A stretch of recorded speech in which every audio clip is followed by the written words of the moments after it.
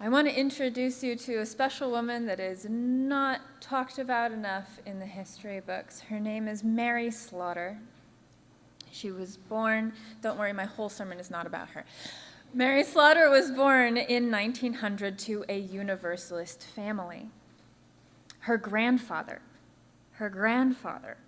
had been a founding member of the Liberty Universalist Church in Camp Hill, Alabama, where Mary was raised. She was not just some small town girl. Mary, by the age of 23, was a field worker for the Universalist Sunday School Association. Imagine it. A 23-year-old woman traveling the country by herself, assisting in the development of Universalist Sunday school programs across the country. Mary was so well known for her work in that denomination that when she married a Universalist minister named Clinton, he was known as Mary Slaughter's husband, which was, yeah, you get it. A man and an ordained preacher, Clinton gets more credit in the history books, but in reality, Clinton and Mary worked together closely. These two were what we call a power couple. They were innovative in worship, innovative in religious education, and works for justice. Together, they made history, serving congregations in Massachusetts, Ohio, Illinois, and Florida, and they had a son together named Peter. And of course, they faced their fair share of challenges. While serving in Peoria, Illinois, Clinton and Mary were outspoken supporters of democracy and peace and opposed corruption and violence. And these things were not appreciated by the local mafia. So Clinton preached these sermons, and Mary wrote articles in the newspaper and other publications, and Al Capone himself threatened to kidnap little Peter if they did not stop. So Clinton and Mary sent Peter into hiding, and of course they knew the perfect place, down in Alabama on Mary's family's farm.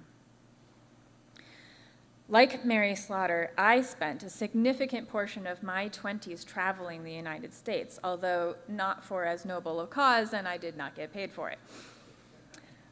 I didn't know how far I would go when I set out on that first road trip, or how long I would travel for. My first road trip was from Massachusetts to Oregon, and it was January. And to avoid the snowy mountain passes, which are a concern in a Prius, I decided to go down the East Coast, across the South, and up the West Coast. In preparation for my journey, I visited my grandfather, Peter, to ask him about the family farm where he had grown up and spent his childhood. Where was the church that our ancestors had built? And the family graveyard where Mary and the rest of the Slaughter family was buried. Peter had no specific directions for my journey, just the name of the town with the church at its center, much like this church is the center of the town here. And the graveyard was not next to the church, but next to the property where the family had their farm, except at some point during the conversation, instead of the word farm, my grandfather used the word plantation, and reality hit me,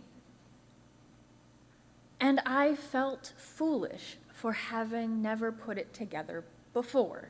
1800s Alabama landowners, of course they were slave owners. And if I had been born black, at what age would it have occurred to me to wonder if my descendants had been enslaved? I suspect it would have been as a young child, but as a white person, I had the privilege of not confronting my personal relationship to the American slavery system until adulthood. It was something I read about in history books, but not personal. And it turns out that justice is always personal.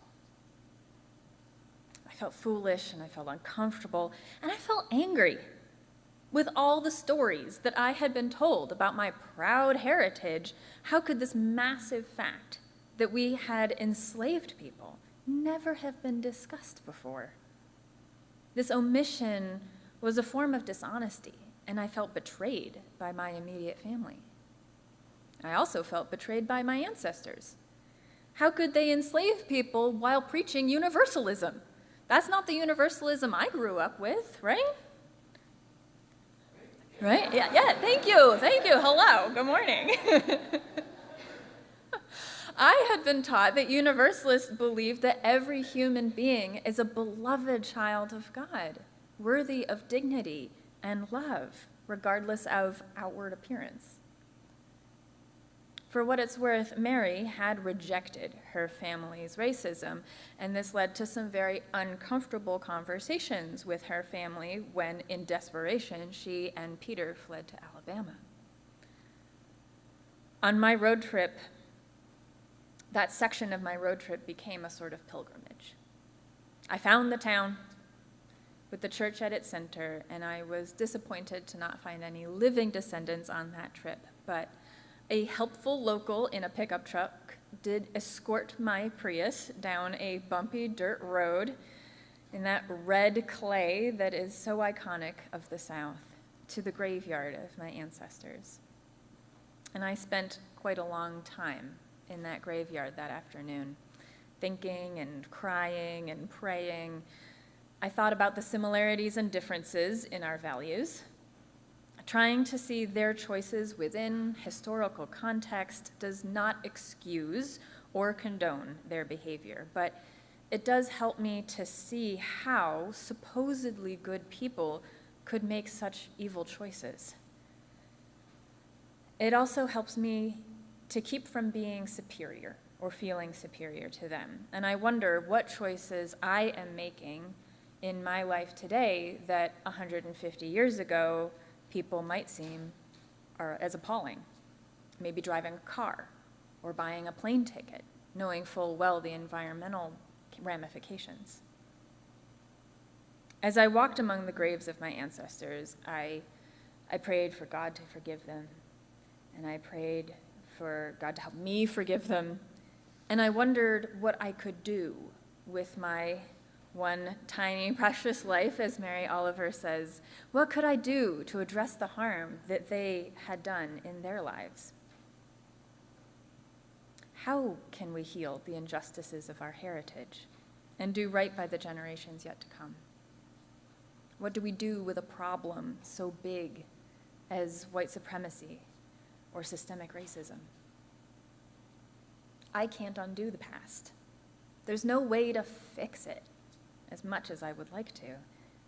That doesn't free me from the burden of accountability. Ignoring the truth does not make it untrue. James Baldwin wrote, "Not everything that is faced can be changed, but nothing can be changed until it is faced." Perhaps there are parts of your heritage that you are afraid to look at. I know that some people may not have access to their heritage as well.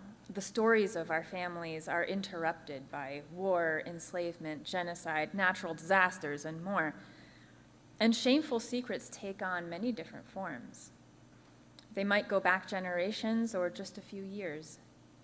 Maybe there's alcoholism or family problems, or money problems, infidelity, abuse, whatever it is that your family feels is not talk-aboutable, that brings shame,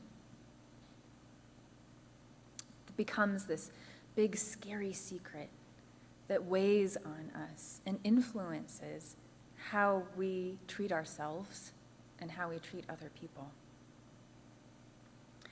Breaking the silence about those things is the first step in healing. When I first learned that I'm a descendant of enslavers, I felt guilty by association, like my blood was contaminated by their actions. And I was afraid that if I talked about it, people would hate me, as if I had done the very thing that they did. And I was afraid that I would be rejected by congregations or by friends or by community. But it turns out that's not what happened.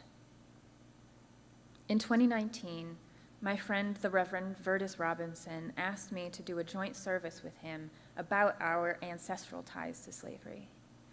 Vertus is a Black man and also a professor of African American history, and he has done extensive genealogy in his own life and for his friends. He is now an ordained UU minister as well. We met in seminary, but both grew up in Rochester. And so we were developing this friendship, and I told him about my family history, and he told me about his, and I was afraid that I would somehow tarnish the family name by talking about it. And he said, "But I feel shame too. And we don't have to do this alone." My family are the ones that brought shame upon the family name, and I have the power now to start making amends for those wrongs. The social scientist Brené Brown tells us that shame thrives in secrecy. The more we hide from the parts of our past that we're ashamed of, the more power that shame has over us, and the more likely we are to perpetuate harm instead of doing right by those around us today. And Americans still hide the truth of our history. I know we've done a lot of anti-racism work here in this church and in the UU denomination in general, and yet this family secret I didn't know until I was in my 20s. So what else are we not looking at in our own personal lives? At General Assembly this past summer, we passed a resolution of witness about abolition. And I've recently been attending workshops talking about big A abolition and little a abolition. And I was given this fantastic metaphor. If you're doing environmental work out in the world, you're probably also recycling, right? Like, you're doing something at home in addition to what you're doing out in the world. So if we want to fight racism and do justice out in the world, what are we doing at home? What are we doing with our children, with our parents, with our neighbors? That really awkward uncle, what are you doing? How are you creating justice in your life? If universalists believe that every human being is a beloved child of the universe, worthy of love and dignity, regardless of what we have done, then how do we love the people that really bug us? Or the people who have done terrible things? Our faith calls us to love the hell out of this world. And I encourage each of you to be like the Sankofa bird, reaching back into your past and the history of whoever you mean when you say my people, to find that gift, the stone, the seed that might grow into something beautiful in your own life and the lives of others. If we turn towards that big, scary, unspeakable problem, engage with it, tackle it, we are likely to find something beautiful inside, perhaps an opportunity for healing or new connections. And I don't mean that the problem itself is a gift or beautiful. I mean the act of engaging with the problem is what creates the beautiful opportunity to learn, to grow, to be brave, or to do something good. Vertus and I have now told our stories together and separately many times, and the gravity of the harm done in the past is still the same, but the shame is gone. I don't feel it, and I am now better able to engage anti-racism and do abolition work, better able to do my part to heal the world and to make amends.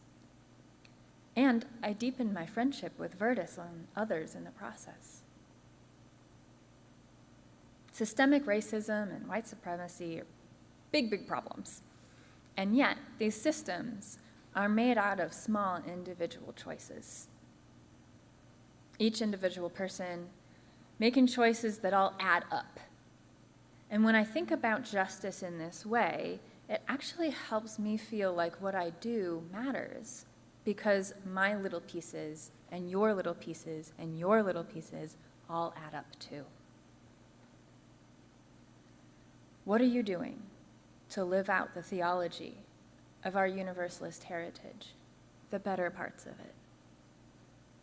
The parts that say that everyone is lovable, no matter what you've done. The parts that say that redemption is possible in this lifetime, and we can't wait. What are you doing in your life to be a good steward of your heritage and your community today? I encourage you to be brave. Go towards the things that scare you, the things that you've been avoiding, with curiosity and courage. And I'll close with these words from Martin Luther King. Justice is power, combating everything that stands in the way of love.